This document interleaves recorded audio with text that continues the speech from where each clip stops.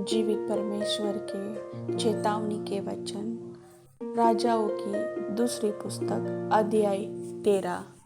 अहज्या के पुत्र यहूदा के राजा योआस के राज्य के 23वें वर्ष में येहू का पुत्र यहोआहाज शोम्रोन में इज़राइल पर राज्य करने लगा और 17 वर्ष तक राज्य करता रहा।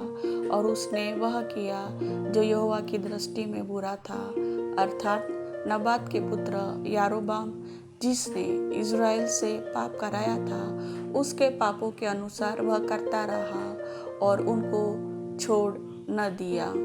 इसलिए यहोवा का क्रोध इज़राइलियों के विरुद्ध भड़क उठा और उसने उनको अराम के राजा हजाएल और उसके पुत्र बेन-हदद के अधीन कर दिया। तब यहोआहाज यहोवा के सामने गिड़गिड़ाया और यहोवा ने उसकी सुन ली, क्योंकि उसने इज़राइल पर अंधेर देखा कि अराम का राजा उन पर कैसा अंधेर करता था। इसलिए यहोवा ने इज़राइल को एक छुड़ाने वाला दिया और वे अराम के वश से छूट गए और इज़राइली पिछले दिनों के समान फिर अपने अपने डेरे में रहने लगे। तो भी वे ऐसे पापों से न फिरे जैसे यारोबाम के घराने ने किया और जिनके अनुसार उसने इज़राइल से पाप कराए थे, परंतु उनमें चलते रहे। और शोम्रोन में अशेरा भी खड़ी रही।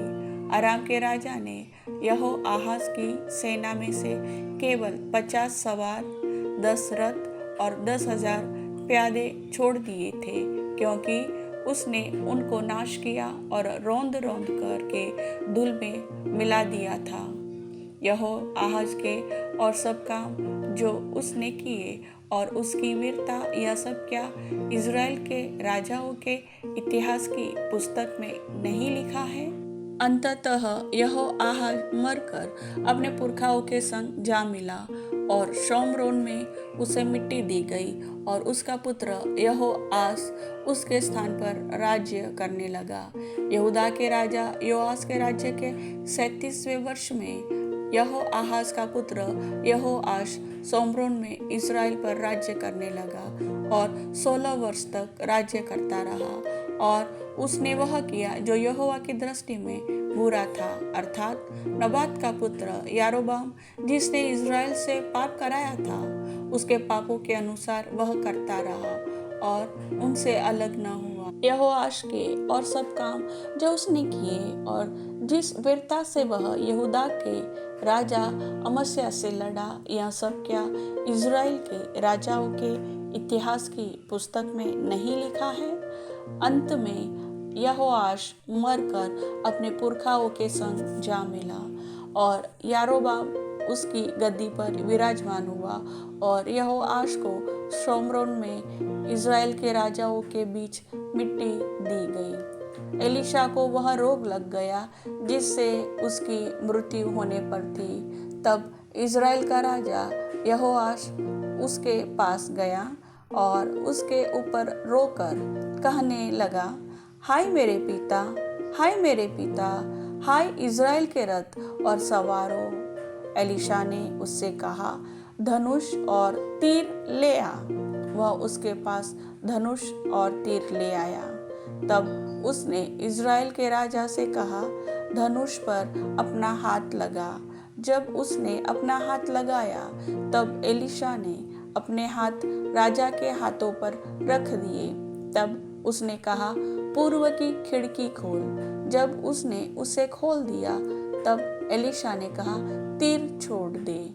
उसने तीर छोड़ा और एलीशा ने कहा, यह तीर यहोवा की ओर से छुटकारे अर्थात अराम से छुटकारे का चिन्ह है, इसलिए तू अपेक में अराम को यहाँ तक मार लेना कि उनका अंत कर डालेगा। फिर उसने कहा, तीरों को ले।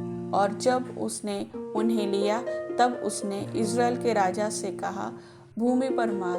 तब वह 3 बार मारकर ठहर गया और परमेश्वर के जन ने उस पर क्रोधित होकर कहा, तुझे तो 5-6 बार मारना चाहिए था। ऐसा करने से तो तू अराम को यहाँ तक मारता कि उनका अंत कर डालता। परंतु अब तू उन्हें 3 ही बार मारेगा। तब एलीशा मर गया और उसे मिट्टी दी गई। प्रतिवर्ष वसंत ऋतु में मोआब के दल देश पर आक्रमण करते थे। लोग किसी मनुष्य को मिट्टी दे रहे थे कि एक दल उन्हें दिखाई पड़ा। तब उन्होंने उस शव को एलीशा की कब्र में डाल दिया और एलीशा की हड्डियों से छूते ही वह जी उठा और अपने पांवों के बल खड़ा हो गया। यहोआहाज के जीवन भर अराम का राजा हजाएल इज़राइल पर अंधेरी करता रहा, परंतु यहोवा ने उन पर अनुग्रह किया और उन पर दया करके अपनी उस वाचा के कारण जो उसने अब्राहम, इसहाक और याकूब से बांधे थे, उन पर कृपा दृष्टि की और न तो उन्हें नाश किया और न अपने सामने से निकाल दिया। तब अराम का राजा हजाएल मर गया और उसका पुत्र बेन-हदद उसके स्थान पर राजा बन गया। तब यहोआहाज के पुत्र यहोआश ने हजाएल के पुत्र बेन-हदद के हाथ से वे नगर फिर ले लिए जिन्हें उसने युद्ध करके उसके पिता यहोआहाज के हाथ से छीन लिया था। यहोआश ने उसको 3 बार जीतकर इज़राइल के नगर फिर ले लिए। प्रभु वचन के सुनने वाले सभी भाई बहनों को वचन का आशीष दे। आमीन।